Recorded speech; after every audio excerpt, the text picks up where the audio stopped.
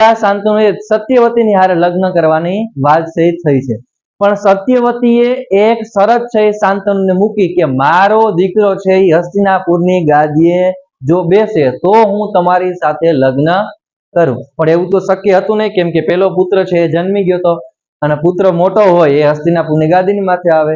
એમાં થોડોક સમય જાય છે અને આ ભીષ્મ પિતા એટલે કે દેવવ્રતને ખબર પડે છે કે મારા પિતાનું છે એ મનમાં એને સત્યવતીની સાથે સ્નેહ પ્રેમ છે એ બંધાય છે, પણ જો એ મારા પિતા છે સત્યવતી સાથે એવી શરત છે બંનેને કે જો હસ્તિનાપુરની ગાદીએ મારો દીકરો આવે તો જ હું તમારી સાથે લગ્ન છે એ કરીશ, અન્યથા નહીં.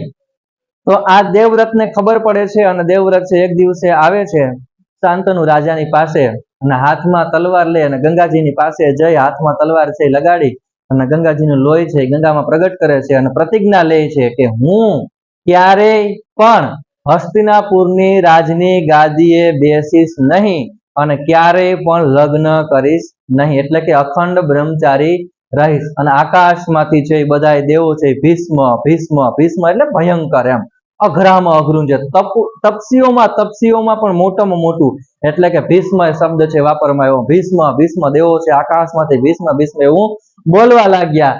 એટલા ત્યારથી દેવવ્રતનું નામ છે ભીષ્મ પડ્યું. આ બે મહાપ્રતિજ્ઞાઓ એમને લીધી એટલે દાદા ભીષ્મ છે એ મહાભારતનું અમર પાત્ર બની ગયા છે. એક એ હસ્તિનાપુરની ગાદી ઉપર ક્યારેય હું બેસીશ નહીં અને બીજું છે એ કોઈ પણ નારીની સાથે હું લગ્ન છે એ કરીશ નહીં. જો લગ્ન કરું ને પાછા વળી મારા પુત્રો થાય અને ફરી પાછી ગાદી ઉપર બાંધવાનું થાય એટલા માટે હું ક્યારેય લગ્ન કરીશ નહીં અને હસ્તિનાપુરનો દાસ તરીકે મારું જીવન છે એ વ્યતીત કરીશ.